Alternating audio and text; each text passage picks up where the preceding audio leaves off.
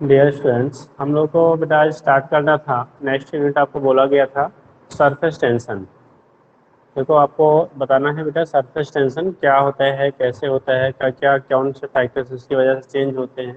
ठीक है, क्या किन फैक्टर के द्वारा सरफेस टेंशन की वैल्यू किसी लिक्विड की आप चेंज करते हैं या चेंज होता है, अफेक्टेड होता है। ठीक है, बाकी इसकी वजह से क्या क्या प्रॉपर्टी आप लिक्विड में पाई जाती है, वो सारी चीज़ हम इस पर डिस्कस करेंगे बेटा। तो जो सरफेस टेंशन आपका होता है, पहले इसको पढ़ने से पहले बेटा जो भी मालिक्यूल आपके होते हैं थोड़ा सा हम डिस्कस करेंगे। ठीक है, एक कंडीशन आपकी होगी, आपने पढ़ा होगा इंटर मालिक्यूलर फोर्सेस, क्योंकि सरफेस टेंशन का भी डेवलपमेंट आपका होता है बेटा क्या, जो इंटर मालिक्यूलर फोर्सेस है उन्हीं की वजह से आपका फिर ये डेवलप होगा। अब वहाँ पे जो इंटर मालिक्यूलर फोर्सेस होते हैं बेटा, वहाँ पे हम लोग पढ़ते हैं किसे कहते हैं, पहले सुन लो। The force of interaction between क्या, टू एडिशन मालिक्यूल। ठीक है, या द फोर्स है क्या, अट्रैक्शन और रिपल्सन एक्टिंग बिटवीन द क्या मालिक्यूल्स। ठीक है, is known as inter molecular forces. अगर जो अट्रैक्शन या रिपल्सन फोर्स डेवलप हो रहा है मालिक्यूल्स के बीच में, ठीक है, हम कहते हैं फोर्स ऑफ अट्रैक्शन और repulsion acting between the molecules is known as inter molecular forces. ठीक, अब यहाँ पे कंडीशन क्या होता है, ठीक है, उसी को आपने नाम दिया इंटर मालिक्यूलर फोर्सेज। यहाँ पे दो टाइप में हम लोग बांट लेते हैं बेटा इंटर मालिक्यूलर फोर्सेज को। एक आपने पढ़ा हुआ कोहेसिव फोर्स, एक पढ़ा होगा बेटा एडहेसिव फोर्स। हिंदी में जिन लोगों ने पढ़ा है उन्होंने पढ़ रखा होगा बेटा ससंजन बल और असंजन बल। एक लोग पढ़े होंगे ससंजन बल और दूसरा होता है बेटा हमारा कैटेगरी क्या होता है, असंजन बल। तो ये केस आपका होता है, यहाँ से हम लोग दिखा देते हैं क्या होगा। ठीक, क्या होगा इसके बेस पे आप रिप्रेजेंट कर लेते हो, किसे एडहेसिव कहेंगे किसे कोहेसिव कहेंगे। तो कहते हैं पहले जान लो कौन सा ससंजन होता है कौन सा संजन, यानी कौन सा कोहेसिव होगा कब एडहेसिव होगा। अगर जो फोर्स ऑफ इंटरेक्शन डेवलप हो रहा है, जैसे intermolecular force most of case में, अगर न्यूट्रल स्पीसीज है तो बेटा अट्रैक्टिव ही होते हैं, बट अगर आपका चार्ज है तो वहाँ पे रिपल्सिव भी हो सकते हैं, डिपेंड करता है आपका नेचर पे। तो यहाँ पे हम लोग कह रहे हैं बेटा ये क्या कोहेसिव फोर्स होता है, दूसरा एडहेसिव फोर्स होता है। कोहेसिव का मतलब होगा उसी को हम लोग ससंजन बल कहते हैं, एडहेसिव का मतलब होता है असंजन बल। कोहेसिव फोर्स डेवलप होता है बिटवीन बिटवीन मालिक्यूल्स, ठीक, of same substance. Same substance के मालिक्यूल्स के बीच में जो फोर्स ऑफ इंटरेक्शन होता है उसे नाम देते हैं बेटा cohesive force. The force of interaction between molecules of the same substance are called cohesive force. जो फोर्स ऑफ इंटरेक्शन है सेम सब्सटेंस के मालिक्यूल के बीच लगने वाला, उसी को हम लोग नाम देते हैं बेटा कोहेसिव फोर्स। और जो force of interaction between molecules of different substances are called adhesive force. Same substance के मालिक्यूल के बीच में लगने वाला जो फोर्स ऑफ इंटरेक्शन होता है बेटा, उसे हम नाम देते हैं कोहेसिव फोर्स। और डिफरेंट सब्सटेंस के मालिक्यूल के बीच में लगने वाला फोर्स ऑफ इंटरेक्शन जो होता है उसे कहते हैं एडहेसिव फोर्स। ठीक, लाइक जैसे मान लो वाटर आपने ले लिया। अब वाटर में वाटर वाटर मालिक्यूल्स के बीच में, वाटर वाटर मालिक्यूल्स के बीच में जब फोर्स ऑफ इंटरेक्शन होगा वो कोहेसिव फोर्स कहलाएगा। उसे क्या कहते हैं हम लोग, कोहेसिव फोर्स कहते हैं। अब मान लो वाटर किसी पॉट में रखा गया है, किसी बर्तन में रखा गया है बेटा, तो जो पॉट के मालिक्यूल, मान लो आपका ग्लास का है, ग्लास का कोई पॉट है, ठीक है, उसमें आपको वाटर को आपने फिल किया है, तो ग्लास और वाटर इनके मालिक्यूल के बीच में जो फोर्स ऑफ इंटरेक्शन होगा उसे कहेंगे बेटा एडिशिव क्या force. The force of interaction between the क्या different molecules of different substances are called क्या, adhesive force. And force of interaction between molecules of same substance are called cohesive force. Hindi में कह लिया बेटा, दो अलग अलग पदार्थों के अणुओं के बीच लगने वाला जो क्या होता है फोर्स ऑफ अट्रैक्शन होता है, ठीक है, वो कहलाता है आपका कोहेसिव फोर्स। और एक ही सॉरी दो डिफरेंट के बीच तो एडिशिव फोर्स कहेंगे, उसे असंजन बल कह लेंगे। और एक ही सब्सटेंस के मॉलिक्यूल के बीच लगने वाला जो फोर्स होता है उसे हम लोग कह लेते हैं कोहेसिव फोर्स। हिंदी में कहते हैं बेटा ससंजन बल। ठीक, एग्जाम्पल जैसे हमने बना दिया कि अगर वाटर वाटर मॉलिक्यूल के बीच में लग रहा है, ठीक है, तो उसके इसमें क्या हो गया, कोहेसिव। अगर वाटर ग्लास के बीच में लग रहा है तो क्या हो गया आपका, एडिशिव फोर्स हो गया। अब कंडीशन क्या होता है, जो कोहेसिव और एडिशिव फोर्सेस होते हैं अभी आगे हम लोग डिस्कस करेंगे बेटा, कैपिलरिटी वगैरह, फिलहाल अभी इतना जान लीजिए। अगर कोहेसिव फोर्स दो सब्सटेंस के मॉलिक्यूल्स के बीच लगने वाला ज्यादा है, ठीक है, उस कंडीशन में वो दोनों सब्सटेंस के बीच नेट अट्रैक्शन फोर्स ज्यादा होगा। जैसे हमने बेटा यहाँ मार्कर से हमने कुछ भी लिखा है, एक लाइन ड्रा किया, इस इंक इंक के जो मालिक्यूल इंक और बोर्ड, ठीक है, बोर्ड जिस मटेरियल का बना हुआ है, इनके मालिक्यूल के बीच जो लगने वाला एडिसिव फोर्स है उसकी वैल्यू लार्ज है। इनके मॉलिक्यूल्स के बीच लगने वाला एडिसिव फोर्स की वैल्यू कैसी है बेटा, लार्ज है। लार्ज होने की वजह से ये इंक इस पे स्प्रेड हो रहा है, चल रहा है, लिखा रहा है, ठीक है। अगर बेटा इसके लिंक के मॉलिक्यूल के बीच लगने वाला एडिसिव फोर्स की वैल्यू लार्ज होता, इस पे लिखाता नहीं। कभी कभी आप देखते होंगे जो आपकी कॉपी होती है, कॉपी पर अगर आयल वगैरह गिर जाए किसी वजह से, ठीक है, तो उस कंडीशन पे उस पर जब पेन चलाते हैं तो प्रॉपरली नहीं चलता है, प्रॉपरली नहीं चलता है। या इसी पे अगर हम एक आयलिंग कर दिया जाए, इसके सरफेस पे आयल लगा दिया जाए, उसके बाद आप मार्कर से लिखिए तो प्रॉपर नहीं लिखाता है। इसका मतलब उनके बीच लगने वाला एडिसिव फोर्स की वैल्यू कम हो जाता है। जब कम हो जाएगा कोहेसिव से, तो उस केस में उस पर स्प्रेड नहीं होगा, उसके बीच अट्रैक्शन फोर्स कम हो जाएगा। एक चीज तो ये होता है बेटा। इसी से हम दूसरा ऐसे पॉइंट कह लेते हैं कि अगर दो कोई लिक्विड है और सॉलिड है, लिक्विड किसी सॉलिड के पॉट में रखा हुआ है, अगर उस सॉलिड और लिक्विड के बीच लगने वाला एडिसिव फोर्स की वैल्यू ज्यादा है, तब तो वो लिक्विड उस सॉलिड के सरफेस को वेट करेगा। वेट करना मतलब भिगोएगा, दैट मीन्स उसमें चिपका रहेगा। और अगर आपका बेटा कोहेसिव फोर्स की वैल्यू ज्यादा हो गई एडिसिव फोर्स से, तो उस केस में जो मॉलिक्यूल होगा वो उसे वेट नहीं करेगा, उसे भिगोएगा नहीं, उसे वेट नहीं करेगा, दैट मीन्स उसे भिगोएगा नहीं। तो इसका मतलब ये हो गया बेटा कि अगर भिगोने की कंडीशन, वेटिंग की कंडीशन तब होती है जब एडिसिव फोर्स की वैल्यू आपकी कोहेसिव फोर्स से ज़्यादा होती है। अगर एडिसिव फोर्स की वैल्यू बेटा कोहेसिव फोर्स से ज़्यादा है तब तो वेट करेगा, अगर एडिसिव फोर्स की वैल्यू कोहेसिव फोर्स से कम है तो वेटिंग वहाँ पे नहीं होती है। तो ये तो कंडीशन एक हो गया। इसके बेस पे दिखा लेते हैं क्या होता है एडिसिव होता है बेटा, होता है क्या कोहेसिव होता है। अब बात करते हैं सरफेस टेंशन की। तो ये कोहेसिव एडिसिव समझ गया बेटा। कोहेसिव का मतलब हो गया force of attraction between molecules of the same substance is called cohesive force, ठीक है। इसी को हम लोग कोहेसिव फोर्स कह लेते हैं जब सेम सब्सटेंस के मॉलिक्यूल्स के बीच। अगर हम लिख ले एक पॉइंट हमने बनाया intermolecular force, inter molecular force, तो लिखते क्या है बेटा, force of interaction between molecules, force of interaction between the molecules is known as क्या, इंटरमॉलिक्यूलर फोर्सेस, ठीक है। Force of interaction between the, या दूसरे साइड से भी कहते तो फोर्स ऑफ अट्रैक्शन रिपल्सन, हम इंटरेक्शन कहेंगे, ठीक है। इंटरेक्शन का मतलब वो दोनों नेचर का हो सकता है, बट हम लोग मोस्ट ऑफ केसेस में यहाँ पे अट्रैक्शन वाला ही कंसीडर किया जाता है। तो force of interaction acting between, force of interaction acting between molecules of same substance, ऐसे कर लो, बिटवीन मॉलिक्यूल्स कर दो, सेम ऑफ डिफरेंट अभी बाद में करेंगे। Between molecules, acting between the molecules of substance, अब कोई भी सब्सटेंस हो सकता है, are called intermolecular forces, are called inter molecular forces. इसी को हम लोग नाम देते हैं बेटा इंटर मॉलिक्यूलर फोर्सेस कहलाते हैं, force of interaction between molecules, ठीक है, of substance are called inter molecular forces, ठीक। उसी को इंटर मॉलिक्यूलर फोर्सेस कह लेते हैं। अब इसको फॉर दो टाइप हम बात लेते हैं, type of inter molecular force of attraction. तो यहाँ पे जो इंटर मॉलिक्यूलर फोर्स होता है, ठीक है, इसलिए हमने बोला अट्रैक्टिव नेचर का, तो यहाँ पे एक हो गया कोहेसिव फोर्स, दूसरा हो गया बेटा एडिसिव फोर्स। एक हम लोग पॉइंट लेते हैं बेटा कोहेसिव फोर्स, कोहेसिव फोर्स लोगों ने हिंदी में जो पढ़ा होगा ससंजक बल कहते हैं बेटा, ससंजक या ससंजन देख लेना बेटा, ससंजक बल या ससंजन बल भी बोल लेते हैं, ससंजन। हिंदी भाई करेक्ट कर लीजिएगा जो भी अगर मिसिंग होगा तो, ठीक है। ससंजक बल या ससंजन बल कह लेते हैं बेटा। तो कहा जाता है जब ससंजन बल की बात करते हैं तो कहते हैं the force of attraction between molecules of the same substance, force of attraction between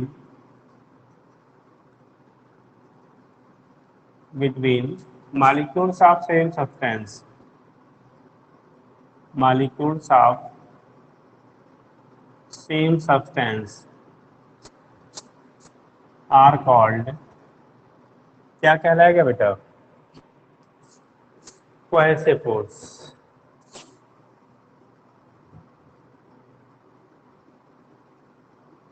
इसी को हम लोग क्या कहते हैं बेटा, कोहेसिव फोर्स कह लेते हैं, ससंजन बल कह लेते हैं। ठीक है, अब यहाँ पे एग्जाम्पल हो गया।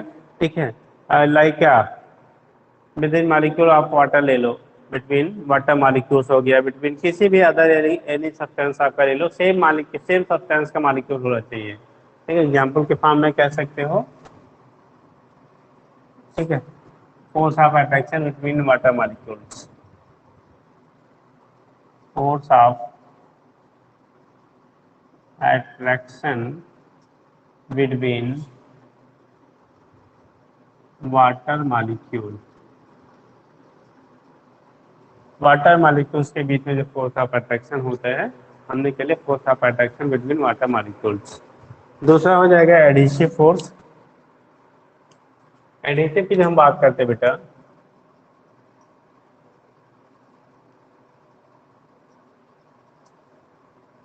इसे असंजक बल कह देते हैं, असंजक, या संजन भी बोल लेते हैं बेटा, असंजक बल। अलग अलग अगर सब्सटेंस के मॉलिक्यूल में होता है तो बेटा उसे बोलते हैं हम लोग, ठीक है, एडिसिव फोर्स। अभी इसी के बेस पे हम लोग बात करेंगे आगे बेटा कैपिलरिटी वगैरह की। इसी के बेस पे हम लोग बात करेंगे अभी आगे, कैपिलरिटी वगैरह डिस्कस करते हैं। तो इसी के बेस पे वहाँ पे डिस्क्राइब करते हैं कि वो राइज करेगा या फॉल करेगा, क्या होगा, वो चीज़ें हमारा यहाँ से इसी के बेस पे कोहेसिव और एडिसिव फोर्स के बेस पे ही हम डिस्कस करेंगे। कौन सा किसे वेट करेगा, वेट नहीं करेगा। ठीक है, स्टेबिलिटी में उसका राइज होगा लिक्विड सरफेस का या फॉल होगा। ठीक है, वो सारी चीज़ हम इसके बेस पे करेंगे, इसीलिए इसको हम अलग से यहाँ पे पहले डिस्क्राइब कर दे रहे हैं। तो बोला संजय बल बेटा, तो force of attraction between molecules of different substances. ठीक, यहाँ पे लिखते क्या हैं, force of attraction between molecules of different substance, molecules of different substance, different substance के मॉलिक्यूल के बीच में फोर्स ऑफ अट्रैक्शन होता है, force of attraction between molecules of different substance. ठीक है, तो इसे कह लेते हैं, क्या कहलाएगा वो बेटा, ठीक है, force of attraction between molecules of different substance are called adhesive force. ठीक, are called adhesive force.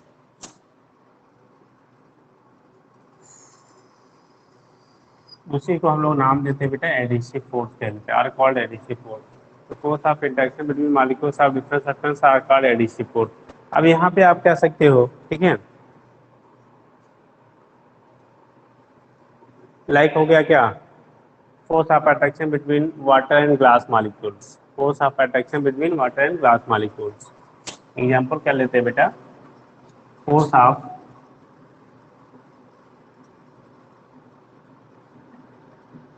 Attraction between glass and water molecule, glass and water molecule. देखो होता क्या है बेटा, अगर एडिसिव फोर्स ज़्यादा है तभी उन दोनों सब्सटेंस के बीच में इंटरेक्शन नेट डेवलप होगा।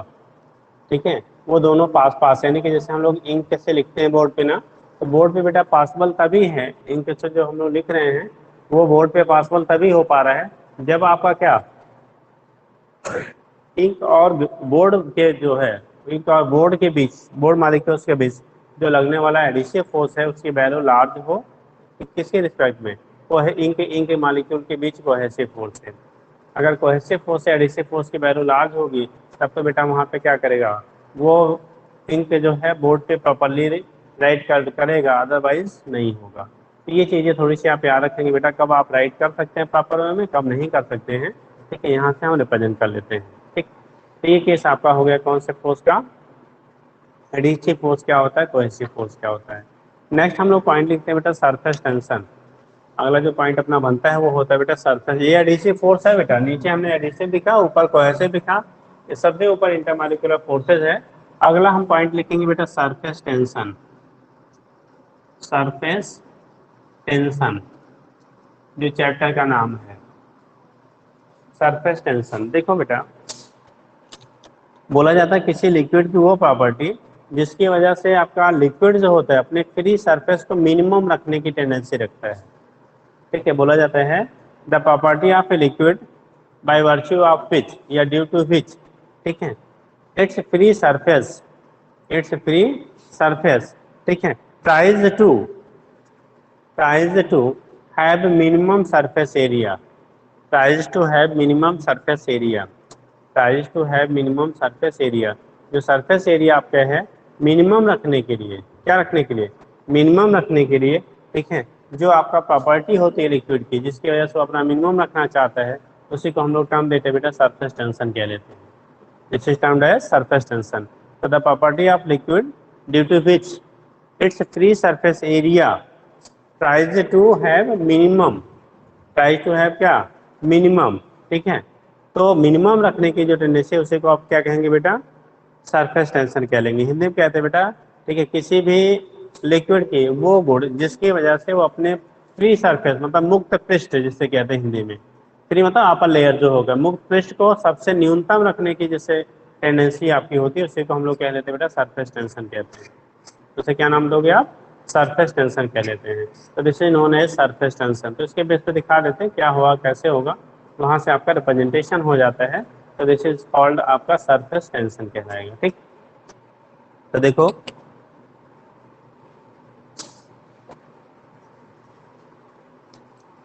अगर डिफाइन करते हैं तो हम लोग कह लेते हैं बेटा the property of liquid due to which, the property of liquid due to which the property of liquid, ये बेसिक्स आपको बताने के लिए बेटा क्या होता है वो लिखा जा रहा है। ठीक है, the property of liquid due to which, ठीक, क्या करता है, ठीक है, due to which it's free surface area, its free surface area tries to be minimum, its free due to which it's free surface area tries to be minimum, tries to be क्या हो गया, minimum, ठीक है, called surface tension, tries to be minimum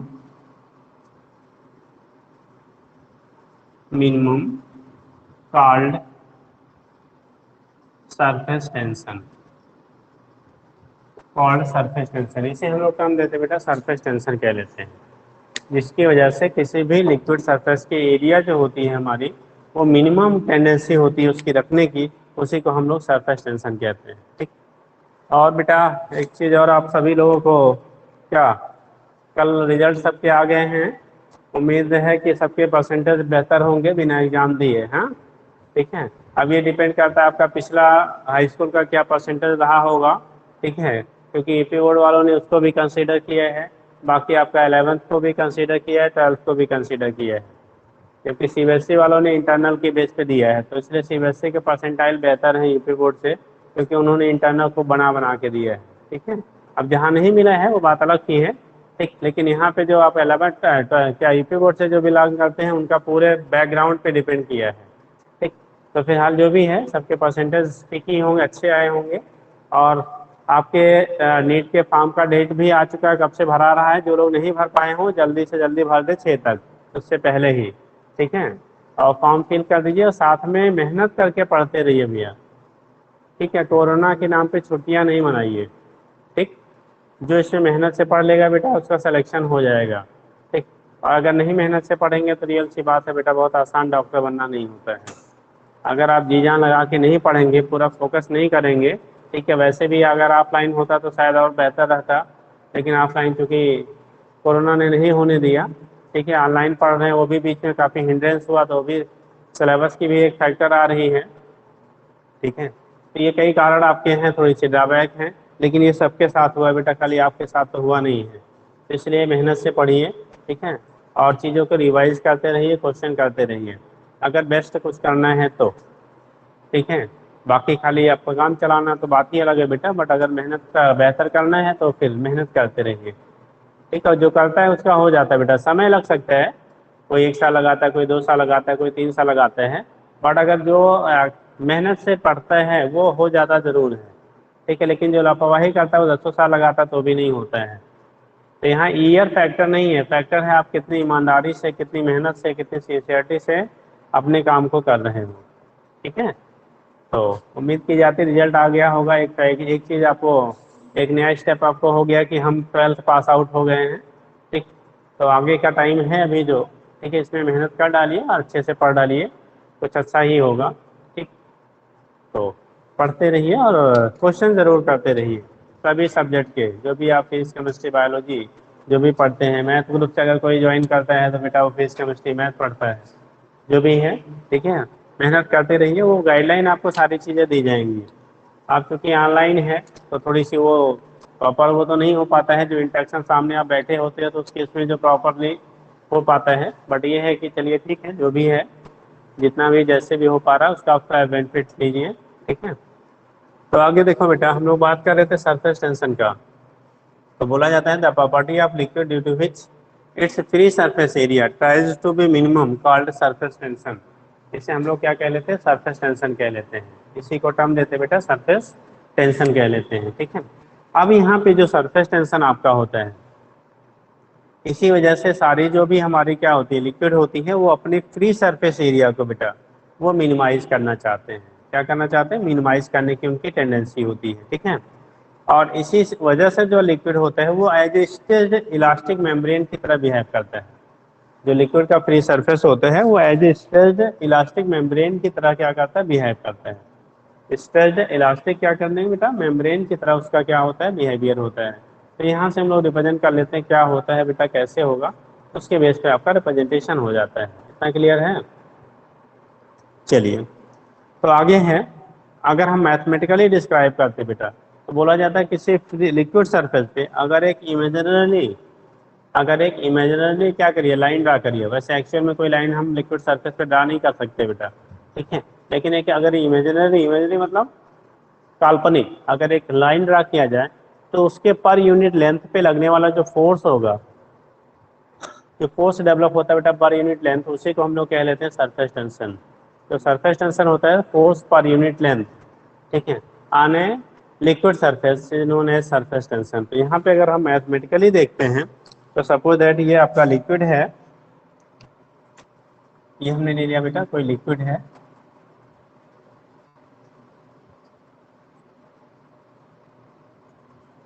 this, ये एक liquid हो गया।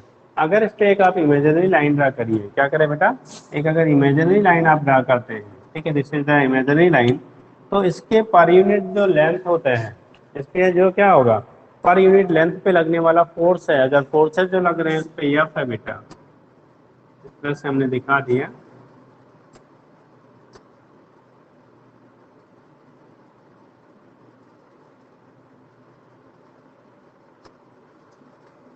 Suppose that इसका लेंथ एल था, फोर्स जो डेवलप हो रहा है एफ है, लेंथ बेटा आपका कितना है, एल है।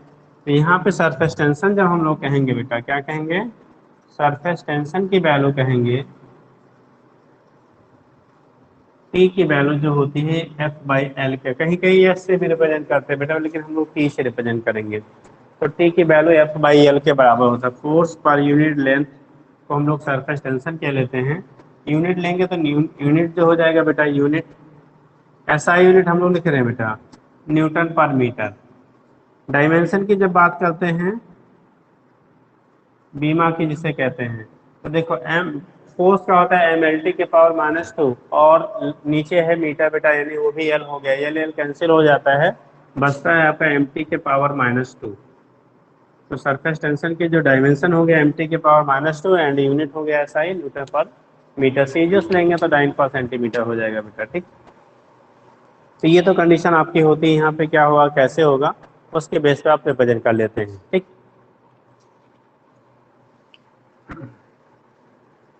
तो ये आपका हो गया क्या होगा, सरफेस टेंशन कैसे होता है, यहाँ पे इसके बेस पे हम रिप्रेजेंट कर देते हैं। कुछ एग्जांपल हम देख लेते हैं बेटा। देखो होता क्या है, अगर, ठीक है, जो सरफेस टेंशन आपका होते हैं, जैसे आपका वाटर ड्रॉप आप लेते हो, वाटर ड्रॉप हम लेते हैं ना, तो वाटर की जो स्मॉलर ड्रॉप्स होती हैं वो हमारा स्फेरिकल शेप की होती है। कैसी होती हैं, स्फेरिकल शेप। अगर सरफेस टेंशन के एग्जांपल्स की हम बात करते हैं बेटा, तो हमारा वाटर ड्रॉप होते हैं, आप देखे होंगे वाटर की जो ड्रॉप्स होती हैं, स्मॉलर ड्रॉप जो होती हैं वो आपकी स्फेरिकल शेप की होती हैं। अगर जैसे जैसे आप साइज बढ़ाओगे ड्रॉप का, वैसे वैसे स्फेरिकल से वो एलिप्टिकल होंगी और फिर आपका फ्लैट हो जाती है। रीजन क्या है, क्योंकि आपका सरफेस टेंशन की एक लिमिट है, जब तक अपने आप को क्या शेप को मेंटेन रखेगा, ठीक है। और अगर उसका वेट आप बढ़ाते जाएंगे यानी कि साइज बढ़ाते जाएंगे, तो वो फिर आपका क्या होगा, शेप चेंज होने लगता है, ठीक है। तो एक क्वेश्चन बनता है, why liquid drops are spherical in shape, तो आप बोलते हैं ड्यू टू सरफेस टेंशन।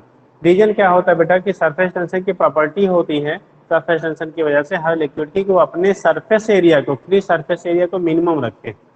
और याद रखेंगे, मैथ वालों को तो फिर हल डिस्क्राइब ही किया जाता है, बायो वालों को बेटा किसी भी कोई भी बॉडी है, उसका अगर मान लो मास सेम है, मास की वैल्यू अगर सेम है, तो सरफेस एरिया सबसे मिनिमम जो होता है वो स्फेयर का होता है। जैसे कहा जाए 1 किलो का आप मान लो कोई भी आइटम ले लीजिए, कोई भी क्या कोई मेटल ले लीजिए या कुछ भी ले लीजिए, आप XYZ जो भी हो, सॉलिड सब्सटेंस की हम बात कर रहे हैं, उसको अगर डिफरेंट शेप में आपको क्या करना है, अरेंज करना है, ठीक है, डिफरेंट शेप में अरेंज करना है, ठीक। तो उस कंडीशन में बोला जाए कि किस शेप का उसका सरफेस एरिया सबसे कम होगा, तो याद रखिएगा, ठीक है, चाहे वो क्यूबिकल आप बना लो, क्यूबाइडल बना लीजिए, ठीक है, स्फेरिकल बना लीजिए, रॉड शेप बना लीजिए, तो इन सारे डिफरेंट शेप्स में सबसे जो मिनिमम सरफेस एरिया होता है वो स्फेयर का होता है। जो स्फेयर होता है बेटा, उसका सरफेस एरिया की जो वैल्यू होती है वो सबसे मिनिमम होती है। स्फेयर की जो सरफेस एरिया की वैल्यू होती है वो हमारी सबसे मिनिमम होती है। इसीलिए जो शेप वो क्या करता है, रिटेन करता है लिक्विड, ठीक है, वो सरफेस टेंशन की वजह से स्फेरिकल शेप रिटेन करता है। कैसा शेप रिटेन करेगा बेटा, स्फेरिकल शेप रिटेन करता है। तो यहाँ से हम दिखा देते हैं कैसा होगा, नेचर क्या होगा, उसके बेस पर रिप्रेजेंटेशन हो जाता है, ठीक। एक सेकेंड का केस आपका होता है, वहां से हम रिप्रेजेंट कर लेते हैं कैसा होगा, उसके बेस पे बेटा आपका रिप्रेजेंटेशन हो जाता है। सरफेस टेंशन, तो लिक्विड ड्रॉप अगर पूछा जाएगा तो आप वही बोलोगे ड्यू टू सरफेस टेंशन। दूसरी चीज आपकी होती है, शायद अभी तो सिस्टम खत्म हो गया, अब बच्चे गेम मोबाइल पे खेलते हैं, लैपटॉप पे खेलते हैं, ठीक है। पहले के टाइम पे बच्चे क्या फील्ड में खेलते थे। आप में से हो सकता है कुछ लोगों ने खेला हुआ कंचा। कंचा मतलब जो ग्लास की क्या होती है, छोटे छोटे बॉल्स होते हैं, गोलियां जिसे हिंदी में बोलते हैं, गोली, ठीक है। कांच की गोलियां आती हैं मार्केट में, अब तो बहुत कम बिकती हैं, एक टाइम हुआ करता था तो बहुत बिकती थी, ठीक। फ्री टाइम में बच्चे क्रिकेट, क्रिकेट उस टाइम कम हुआ करता था, ज़्यादा गुल्ली डंडा खेलते थे, गोलियां खेलते थे, और क्या दौड़ भाग वाले की गेम खेला करते थे, ठीक है। ठीक है, फिलहाल जो भी हुआ करता था, तो इस केस में क्या होता है बेटा, जो गोलियां बनाई जाती है ना, गोलियां आपका अगर आपने देख रखा होगा, देखा तो होगा ही एटलीस्ट, उम्मीद की जाती है, हिंदुस्तानी गेम है, आप देख लीजिएगा, ठीक। तो उस केस में जो गोलियां होती है बेटा एकदम स्फेरिकल होती हैं, कभी कभी एक आध इलेक्ट्रिकल भी दबी हुई भी मिल जाती है, लेकिन मोस्ट ऑफ केस में वो स्फेरिकल होती हैं, ठीक है। बेटा वो स्फेरिकल जो डिजाइन की जाती है ना, उसका जो डिजाइन होता है, ठीक है, वो ऐसा नहीं किसी मशीन के सांचे में रख के नहीं की जाती है।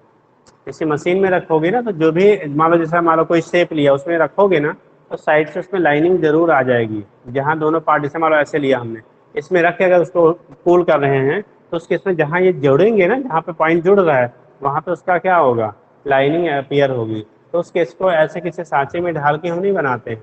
उसको बनाने के लिए क्या किया जाता है बेटा, ठीक है, जो ग्लास होता है, ग्लास मटेरियल को मेल्ट कर लिया जाता है, क्या करते थे, पिघला देते हैं।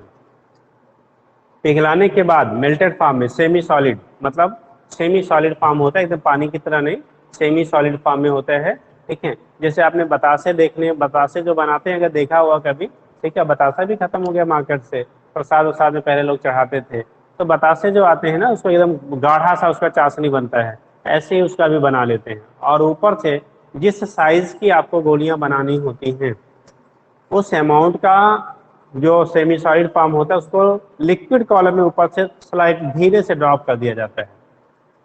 काफी गहरा आपका टैंक होता है, उसमें ऊपर से धीरे से क्या करते हैं, ड्रॉप करते हैं। इस तरह से होता है बेटा, उसकी डेप्थ ऑफ लिक्विड कितनी होती है कि नीचे आते आते आते आते, जैसे ऊपर से गिराओगे ना, तो नीचे आते आते आते वो क्या कर जाए, सॉलिडिफाई, ठंडा होके जम जाए, ठंडा हुआ क्या हो जाए, जम जाए।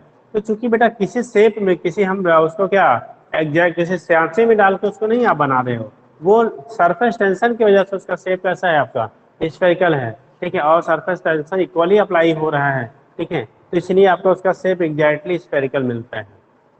ठीक, वो बात अलग है कभी कभी क्या होता है, मान लो आपने गिराया और वो जाके किसी और से टकरा गया या तुरंत निकालने के चक्कर में कहीं हाथ वगैरह से दब गया, तब उसका शेप में डिफॉर्मेशन भले हो जाए।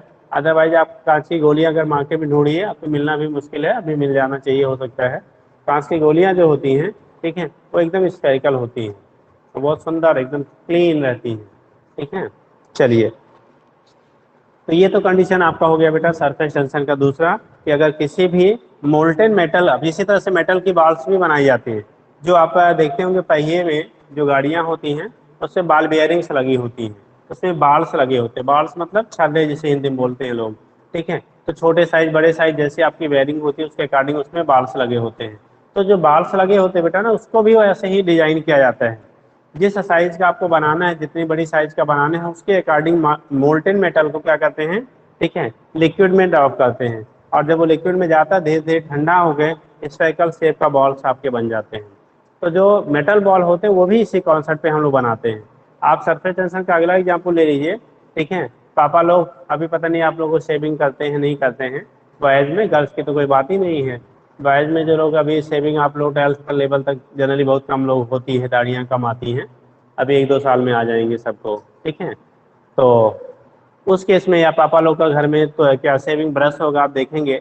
ठीक है, जो ब्रश होता है जब पानी में, आप घर पे प्रैक्टिकल कर सकते हो, पानी में उसको ब्रश को अंदर डालिए। अगर ब्रश क्वालिटी अच्छी है, बहुत हार्ड वाला नहीं है कि इतना हार्ड है वो हिलता ही नहीं, वो छोड़ दीजिए। अगर सॉफ्ट क्वालिटी का है, ठीक है, तो उस कंडीशन में जब पानी में डालते हैं तो ब्रश की जो ब्रिसल्स होती हैं, यानी कि जो उसके एक एक रोए होते, क्या कह लेंगे, बाल कह लीजिए, वो ऐसे अलग अलग हो जाते हैं। और जैसे आप ऊपर करते हैं फिर से वो कलेक्ट हो जाते हैं, इकट्ठा हो जाते हैं।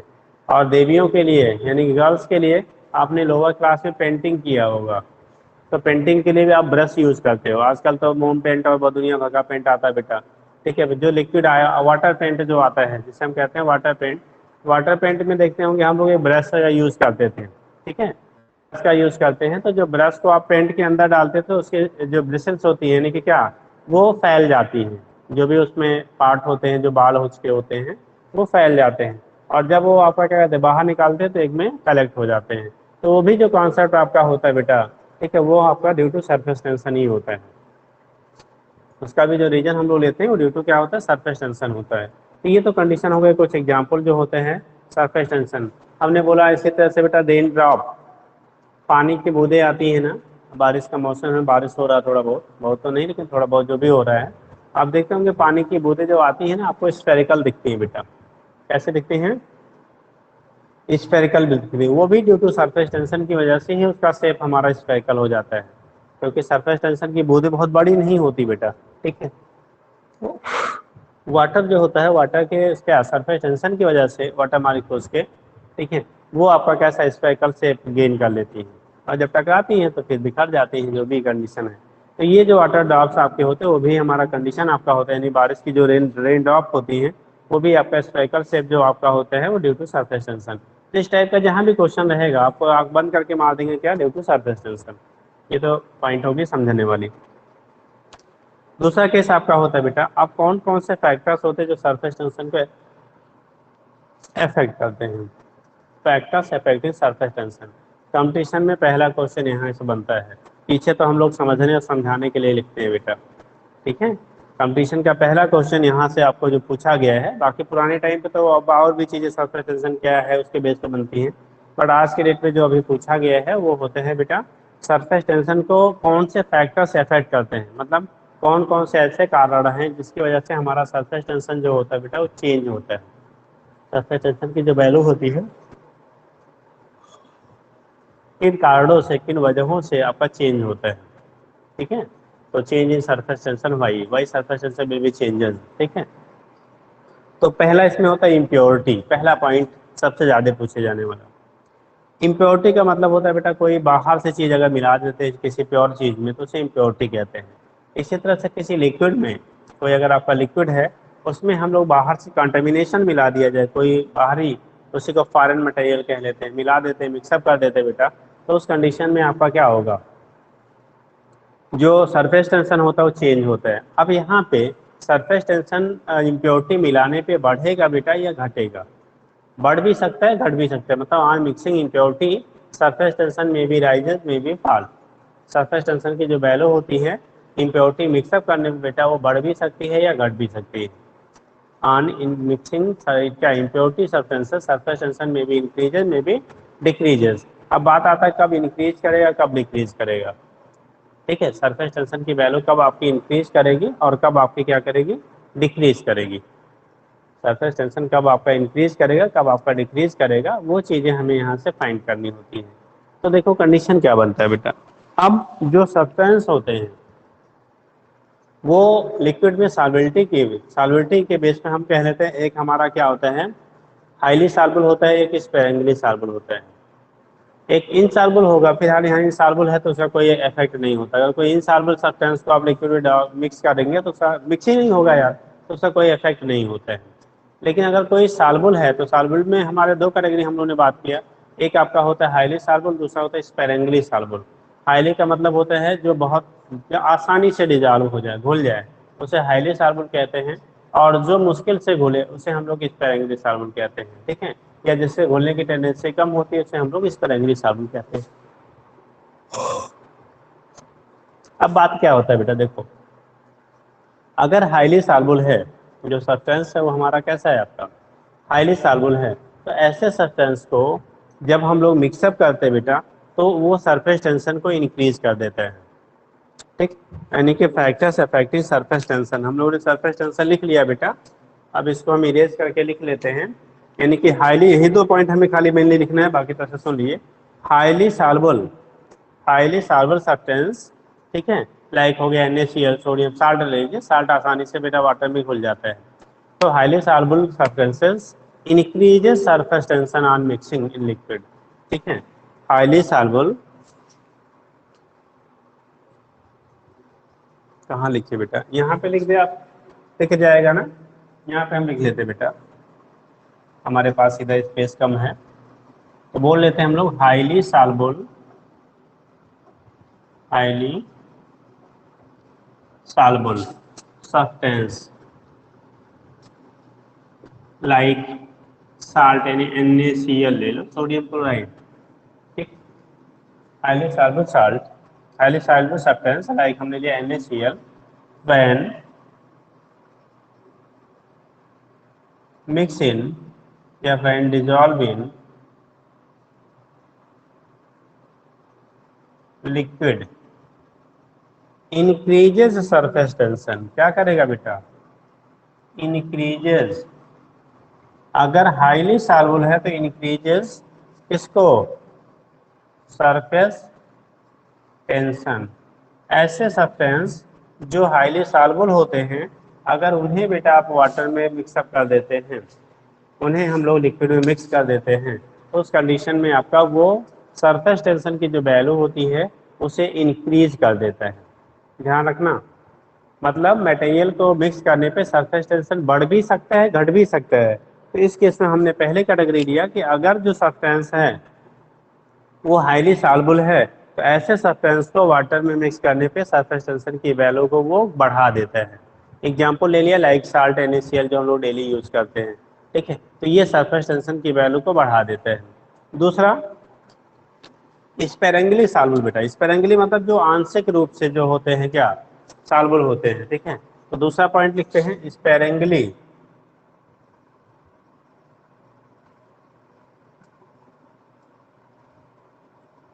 Sparingly soluble substance like phenol, like क्या लिखा है बेटा, फिनॉल, ये फिनॉल हो गया, यहाँ लाइक NaCl था, like phenol when dissolve in liquid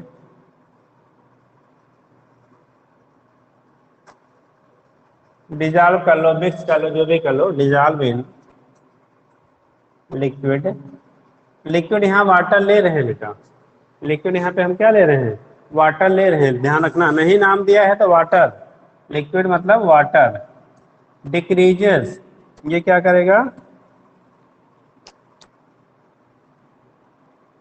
decreases surface tension.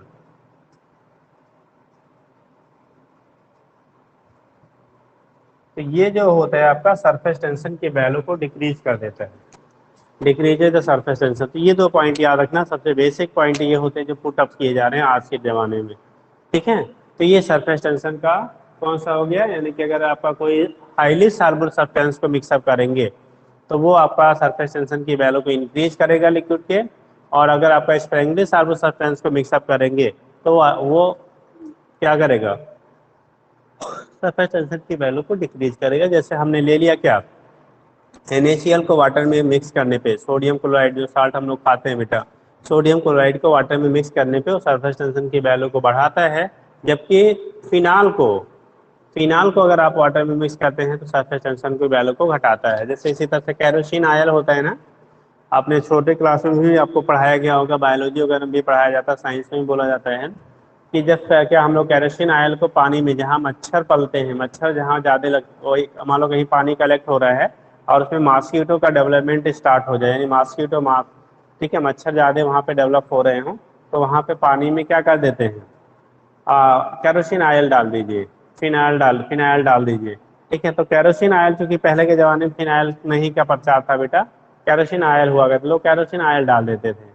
तो कैरोसिन आयल से क्या होता था, जो हमारे मॉस्किटो के लार्वा होते हैं वो बेटा किल हो जाते थे, मर जाते थे। तो वहाँ पे किलिंग फैक्टर जो होता था वो दो चीज़ होता था, जो मॉस्किटो का लार्वा होता है बेटा, ठीक है, वो जब पानी में आप क्या केरोसिन आयल डाल देते तो पानी के सरफेस टेंशन की घटा देता है। जब सरफेस टेंशन घट जाता तो जो लार्वा होता है पानी में डिप कर जाता है, डूब जाता है, और जब डूब जाता है बेटा वो प्रॉपर्ली रेस्पायरेशन उसका नहीं हो पाता और वो मर जाता है। तो वहाँ मरने का जो कॉन्सेप्ट होता था वो वही होता था कि वाटर में केरोसिन आयल मिलाने पे उसका सरफेस टेंशन घट जाता था, और सरफेस टेंशन घटने की वजह से आपके जो लार्वा होते थे वहाँ पानी के अंदर चले जाते थे और रेस्पायरेशन प्रॉपर नहीं हो पाता था, इसलिए वो मर जाते थे। तो उनका डेवलपमेंट जो होता था वो कंट्रोल हो जाता था, ठीक है। तो वो भी कंडीशन वही है।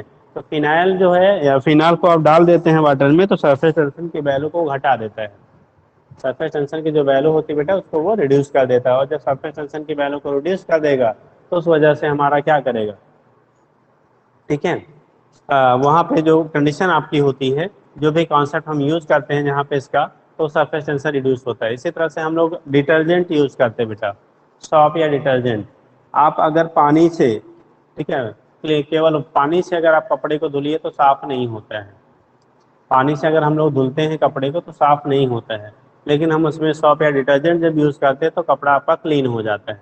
तो पॉइंट पूछा जाता है ऐसा कैसे, भाई पानी से धुलते हैं तो नहीं साफ होता है, आप उसी के लिए डिटर्जेंट यूज़ कर लेते हैं तो वो क्या करता है, क्लीन ज़्यादा हो जाता है। ऐसा रीजन बेटा जो दिया जाता है वो दो कॉन्सेप्ट आपका होता है। एक कॉन्सेप्ट आपका होता है जब हम सरफेस टेंशन की बात करते हैं, ठीक है, तो बोला जाता है जो भी हमारे सॉप या डिटर्जेंट होते हैं वो सरफेस टेंशन की वैल्यू को घटा देते हैं। इसकी वजह से जो वाटर के ड्रॉप होते हैं, वाटर मॉलिक्यूल होते हैं, वो आपके कपड़े के जो पोर होते हैं, पत्ते पत्ते होल होते हैं, उसमें से आसानी से पास आउट हो जाते हैं, और उसमें जो डस्ट वगैरह रहता है वो रिमूव हो जाता है, इसलिए कपड़ा आपका साफ हो जाता है। दूसरा आपको क्या, केमिस्ट्री के पॉइंट आप उससे पढ़ते हैं तो वहाँ पे हम लोग कहते हैं मिश्री फॉर्मेशन होता है, जो हमारे आयल या डस्ट पार्टिकल होते हैं वो चार्ज फॉर्म में होते हैं, और जो आपका क्या होता है डिटर्जेंट होता है वो भी उसके पास क्या चार्ज पार्ट और चार्ज आयन पाए जाते हैं। एक आपका क्या होता है अनचार्ज पार्ट होता है जो हाइड्रोकार्बन होता है, और जो हमारा आयनिक पार्ट होता है वो चार्ज होता है। तो उस आयनों का इंट्रैक्शन की वजह से आपका क्या होता है, वहाँ से डस्ट रिमूव हो जाते हैं। तो ये चीज़ें आपकी होती हैं, यहाँ से हम दिखा देते हैं क्या होगा कैसे होगा। तो ये तो कंडीशन हो गया इम्प्योरिटी का बेटा। नेक्स्ट फैक्टर होता है टेम्परेचर, टेम्परेचर देख लेंगे। दूसरा जो है हम इसको इरेज कर देते हैं बेटा, हमारे पास स्पेस की प्रॉब्लम आ रही है।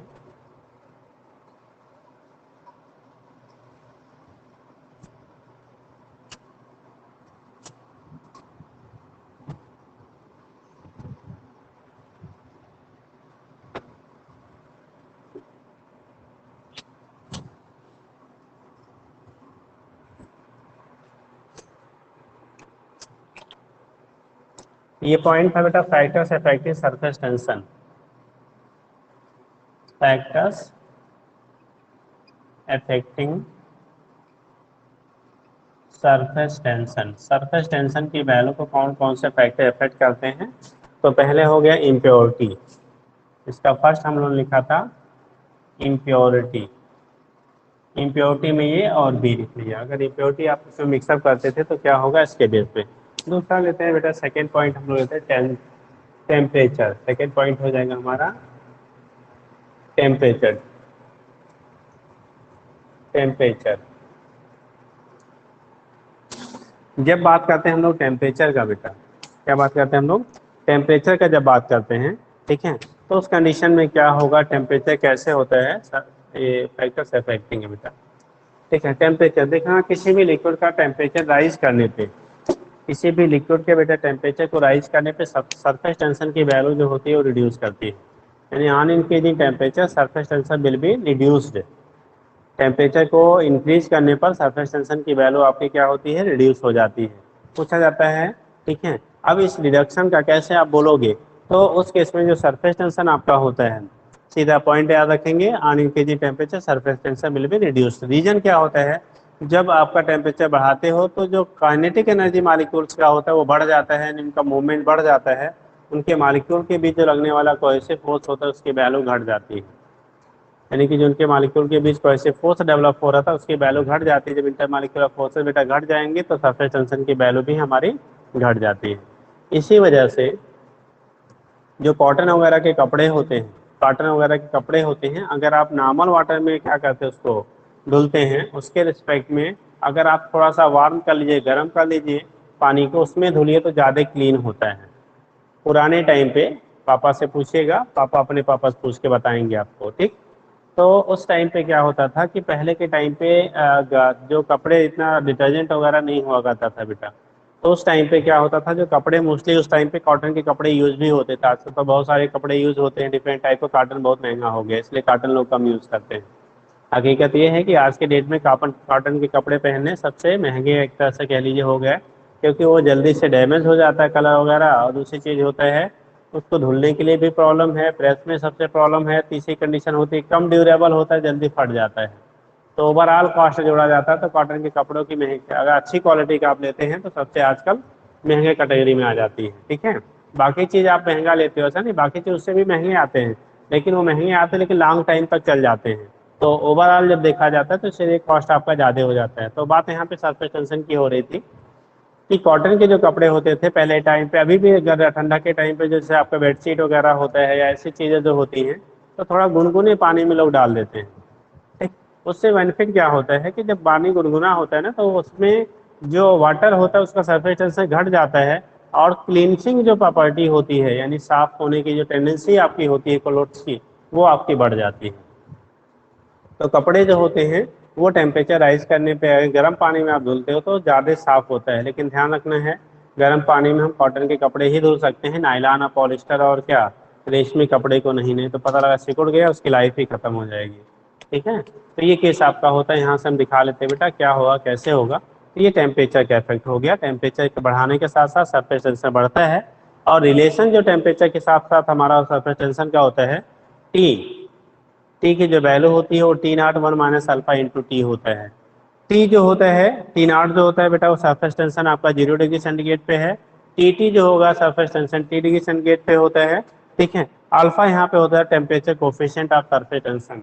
अगर यहाँ पे हम टेम्परेचर के साथ रिलेशन निकाल लें तो ये आता है बेटा, यहाँ लिखेंगे on increasing temperature, on increasing temperature surface tension,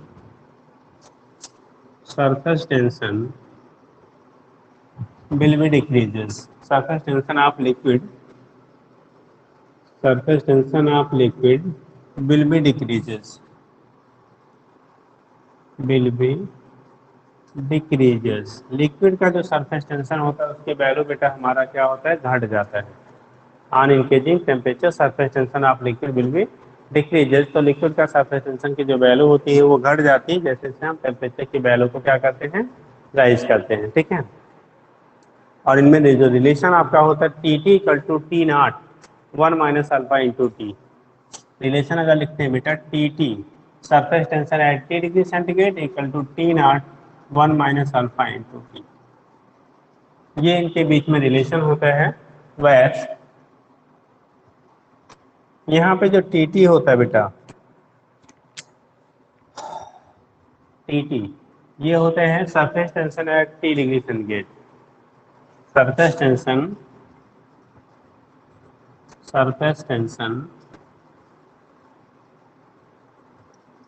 at T degree centigrade. T not, surface tension eight 0 degree centigrade. Alpha, ठीक है, temperature coefficient of surface tension क्या रहता है बेटा, इसे कहते हैं temperature coefficient of surface tension. Temperature coefficient of surface tension, तो ये टेम्परेचर कोफिशिएंट की वैल्यू होती है सरफेस टेंशन के लिए, ठीक है, temperature coefficient of surface tension. तो टी हो गया surface tension at T degree centigrade, T not हो गया surface tension eight 0 degree centigrade, alpha हो गया temperature coefficient of surface tension हो गया, ठीक है, टेम्परेचर कोफिशिएंट ऑफ क्या हो गया बेटा, सरफेस टेंशन हो गया। तो इसके बेस पर हम लोग दिखा लेते हैं क्या हुआ कैसे होगा, रिप्रेजेंटेशन आपका इतना हो जाता है बेटा, ठीक। चलिए, तो ये आपका हो गया यहाँ पे फैक्टर्स कैसे होते हैं। दूसरी कंडीशन आपकी होती है इसी वजह से, सरफेस टेंशन की वजह से, एग्जांपल आप थोड़ा सा देख लेंगे। जैसे आपका हॉट, गर्म, हॉट सूप पीते हैं, वो ज़्यादा टेस्टी लगता है इन कंपेरिजन टू कोल्ड, ठीक। तो उस केस में जो होता है ठंडे सूप के रिस्पेक्ट में आपका जो गर्म सूप होता है वो ज़्यादा टेस्टी लगता है। हम लोग खाना खाते हैं, गर्म खाने ज़्यादा टेस्टी लगते हैं इन कंपेरिजन टू क्या, ठंडा, ठीक। तो बात अलग है, आजकल बड़ा क्या अधिक कैसा है, दिखावे का दौर है, लोग कोल्ड कॉफ़ी पीते हैं, ठीक, पीते हैं, लोग का शौक है, ठीक। But test point of view से वो हो सकता है लोग कहते हो कि हमें बहुत अच्छा लगता है, बट जो हॉट कॉफ़ी की टेस्ट होता है उसके रिस्पेक्ट में कोल्ड कॉफ़ी की टेस्ट वो चीज़ें नहीं होती है। बट लोगों का दौर है, जबकि कोल्ड कॉफ़ी का कास्ट हॉट कॉफ़ी का लगभग 2 गुना होता है, ठीक है। अगर कोल्ड कॉफ़ी किसी क्या होटल में आपका 50 रुपये 40 रुपये में हॉट कॉफ़ी मिल रही है, तो कोल्ड कॉफ़ी 80 रुपये 100 रुपये लेते हैं, ठीक। तो वो चीज़ें हैं, बट लोग यूज़ करते हैं, ठीक है। तो ये केस आपका होता है, यहाँ से दिखा देते हैं। दूसरी कंडीशन आपका होता है जो मशीनरी पार्ट होता है, जो मशीनरी हमारे पार्ट होते हैं, ठीक है, कब ठंडक जब बहुत ज़्यादा होता है बेटा, विंटर के टाइम पे देखो जम जाते हैं, नहीं जो उसमें आयल वगैरह होता है वो जम जाता है, उसका मूवमेंट प्रॉपर नहीं हो पाता है, इसलिए स्टार्टिंग में ठंडक के टाइम में गाड़ी वाड़ी स्टार्ट करना थोड़ा सा मुश्किल होता है। कई बार आपको किक मारना पड़ता है, या कई बार आपको क्या करना पड़ता है, उसको एक्सलेट करना पड़ता है, तब जाके पिकअप पकड़ता है। रीजन क्या होता है, क्योंकि जो उसमें हम फ्यूल डाले होते हैं, जो हमारा वो क्या उसके लिए लुब्रिकेटिंग ऑयल डाला जाता है, वो जम जाता है, और जब जम जाता है तो प्रॉपर वहाँ पे वर्किंग नहीं हो पाती है। तो ये तो चीज़ें आपकी हो गई, क्या होंगी कैसे होंगी, यहाँ से दिखा देते बेटा सरफेस टेंशन, ठीक है। आगे चीज़ें हम लोग पढ़ेंगे बाकी, सरफेस टेंशन मॉलिक्यूलर क्या बेसिस पे, कैसे मॉलिक्यूलर थ्योरी के बेस पे हम लोग कैसे एक्सप्लेन करते हैं सरफेस टेंशन को, क्या होता है। अब ये चीज़ें बेटा हम लोग मॉलिक्यूलर थ्योरी वगैरह कल पढ़ेंगे, फिर इसका एप्लीकेशन क्या होगा कैसे होगा वो चीज़ें हम लोग पढ़ेंगे, सरफेस एनर्जी वगैरह, ठीक है। बाकी फिर इसके बेस पे आपको बहुत सारी आपकी प्रोसेस होंगी, कैपिलरिटी वगैरह, लेकिन उससे पहले हम लोग क्या करेंगे, कैसे होता है क्या होता है, ठीक है, कब उसका शेप कैसा होगा, ठीक है, एडिसिव कोहेसिव फोर्स जो पढ़े हैं उसी के बेस पे आगे हम लोग चीज़ें डिस्कस करेंगे, कब उसको वेट करेगा किसी सरफेस को, कब नहीं करेगा, वो सारी चीज़ों का डिस्कशन होता है। फिलहाल आप इतना बेटा पढ़ डालिएगा, अभी तो थ्योरेटिकल पार्ट चल रहा है आजकल, अभी इसमें थ्योरेटिकल ही रहेगा मोस्टली, कुछ आपके क्या होंगे फिर आगे न्यूमेरिकल बेस्ड कुछ पॉइंट आपका बनेगा, ठीक है, ज़्यादातर थ्योरेटिकल है, न्यूमेरिकल कॉन्सेप्ट आपके कम है, थ्योरेटिकल कॉन्सेप्ट ज़्यादा है, बट पूछे दोनों जाते हैं बेटा, न्यूमेरिकल भी पूछा जाता है, थ्योरेटिकल भी पूछा जाता है, ऐसा नहीं खाली न्यूमेरिकल ही पूछे, क्या थ्योरेटिकल ही आता है या खाली न्यूमेरिकल ही आता है, तो दोनों पार्ट इस चैप्टर में आपको मिलते हैं। तो बाकी आगे थोड़ा सा आप पढ़ के रखिएगा, ठीक है, सारी बुकों में सरफेस टेंशन वगैरह मिल जाता है, वो बोर्ड की बुक हो कॉम्पिटिटिव बुक हो सारे में है, ठीक है। तो थोड़ा सा आप बेटा आगे की चीज़ें सिर्फ स्टडी कर लिया करिए, और पीछे वाला जो पढ़ा दिया जाए उसको मेंटेन कर लिया करिए, ठीक है। तो बाकी कल करते हैं, चलिए ठीक बेटा।